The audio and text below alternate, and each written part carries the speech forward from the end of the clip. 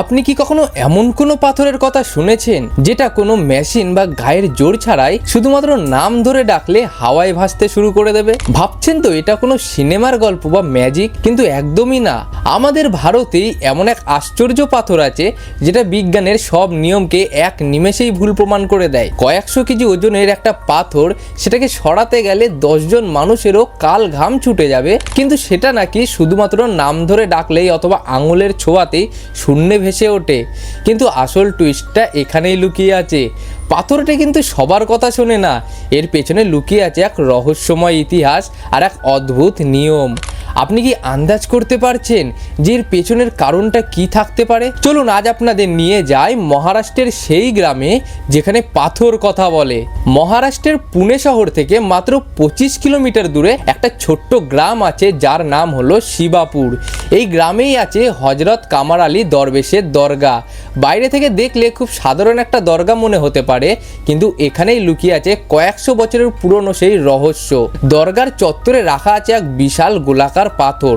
সাধারণ চোখে দেখলে মনে হবে এটা তো শুধুমাত্র একটা ভারী পাথর, এতে আর নতুন কি। কিন্তু যখন ওই মানুষের সামনে এসে দাঁড়ায় তখনই বোঝা যায় কেন একে জ্যান্ত পাথর বলা হয়। মানে আপনি একা গিয়ে এটাকে 1 ইঞ্চিও নড়াতে পারবেন না, কিন্তু ঠিক একটা নির্দিষ্ট নাম ধরে ডাকলেই শুরু হয় অলৌকিক কারবার। তবে কি এর পেছনে কোনো লুকানো শক্তি আছে, নাকি শুধুমাত্র মানুষের মনের ভুল?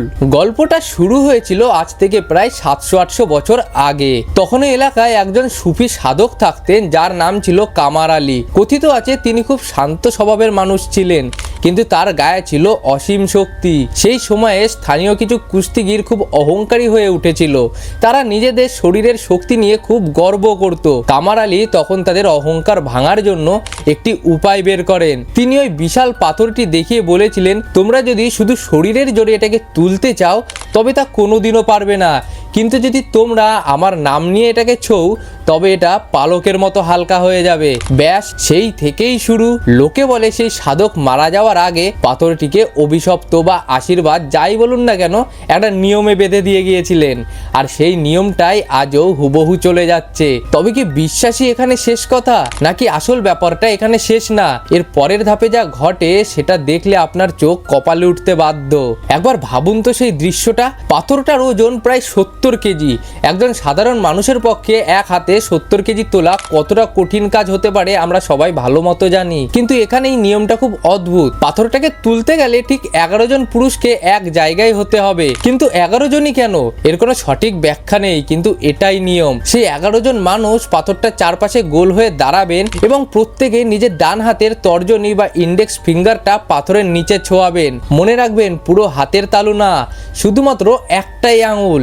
এরপর তারা সবাই মিলে চিৎকার করে এক সুরে ডাকবেন কামার আলী দরবেশ, আর ঠিক সেই মুহূর্তেই ঘটে যাবে সেই অবিশ্বাস্য ঘটনাটা। আপনি নিজের চোখে দেখবেন 70 কেজি সেই নিরেট পাথরটা অবিলীয়লায় মাটি ছেড়ে অন্তত 2-3 ফুট উপরে উঠে গেল। লোকে বলে আঙুলের ডগায় পাথরটা নাকি ফুলের মতো হালকা লাগে, অথচ 11 জন মানুষ যখন শুধু একটা করে আঙুল দিচ্ছেন তাতে সম্মিলিত শক্তি বড় জোর কয়েক কেজি হতে পারে। তাহলে বাকি ওজনটা কোথায় গেল? এরপর যা হলো সেটা কেউ ভাবতেই পারেনি।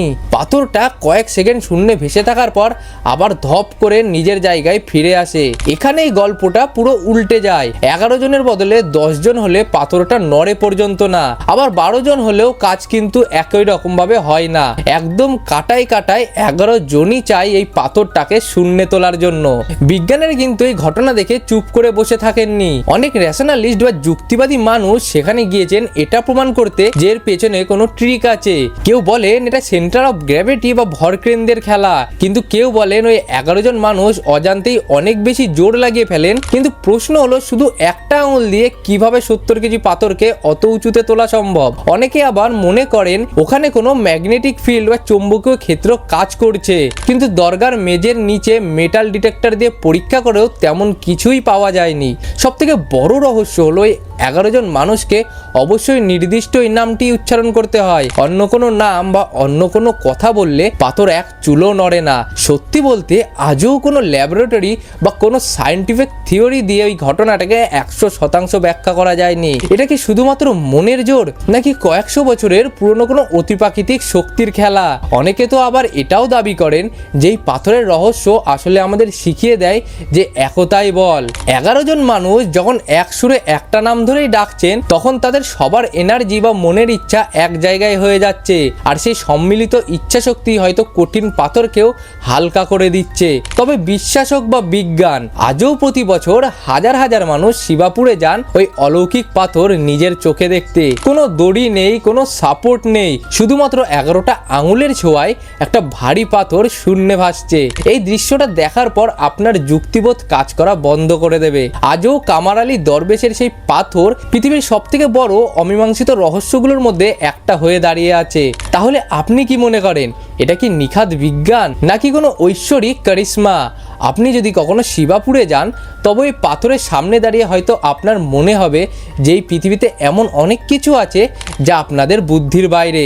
ভারতের এই রহস্যময় কোণাগুলো আমাদের বারবার মনে করিয়ে দেয় যে সত্যিটা অনেক সময় রূপকথার থেকেও বেশি অদ্ভুত হয়। দেখা হচ্ছে পরের ভিডিওতে নতুন কোনো অজানাকে সাথে নিয়ে। ততক্ষণের জন্য চ্যানেলটা সাবস্ক্রাইব করে আমাদের সাথে জুড়ে থাকুন। ভালো থাকবেন।